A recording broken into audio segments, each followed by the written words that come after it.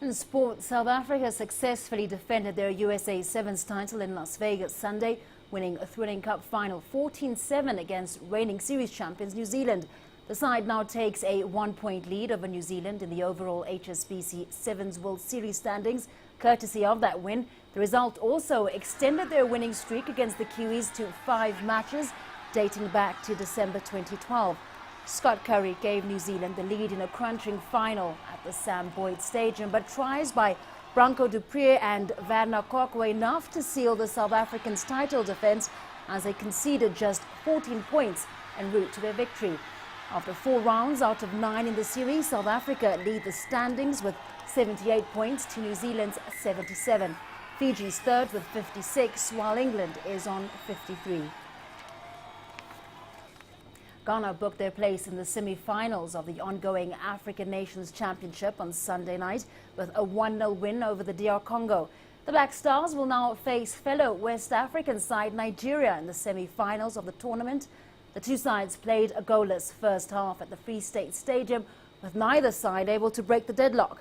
But the breakthrough came in the second half as Kwabena Odose scored his second goal of the tournament through a penalty. In the other quarter-final of the day, Libya beat Gabon on penalties after playing out a 1-1 draw. The two sides could only be separated by spot kicks, and the North Africans emerged victorious, scoring 4 to Gabon's 2. They'll next face fellow semi-finalist Zimbabwe for a place in Saturday's final in Cape Town.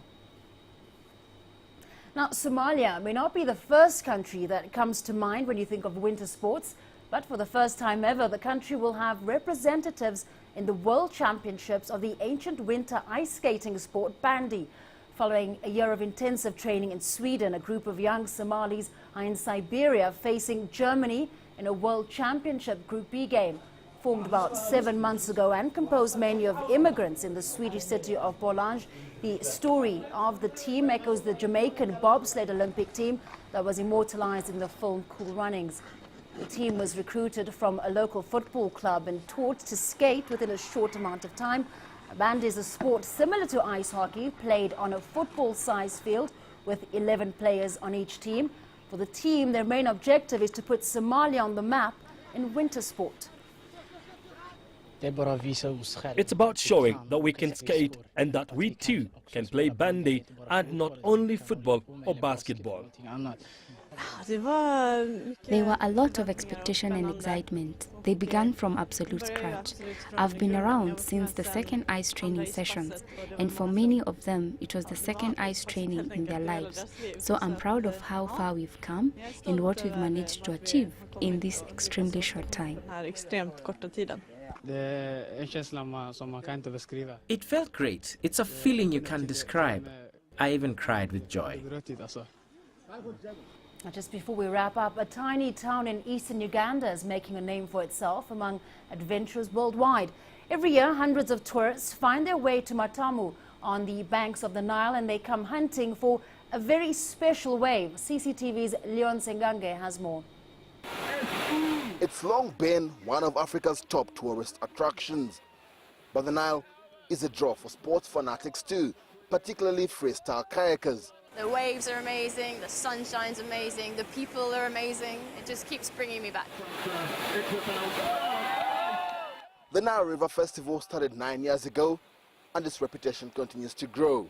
Kayakers here have come from thousands of miles away to celebrate the Nile, Africa's longest river. For many, taking on the Nile wave is more than just a sport, but a thrilling and worthwhile adventure.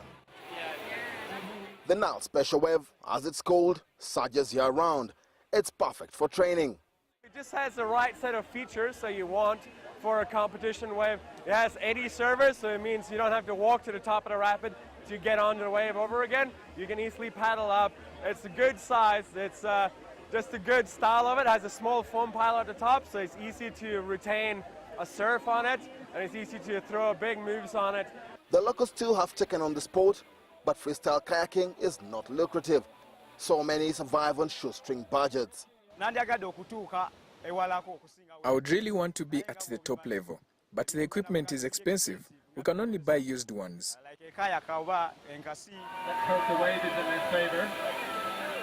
The potential of industrialization along the Nile River poses a threat to the sport here. A dam is under construction on the river. But for now, kayakers continue to challenge the wave. Leon Senyange, CCTV, Matumu, Eastern Uganda.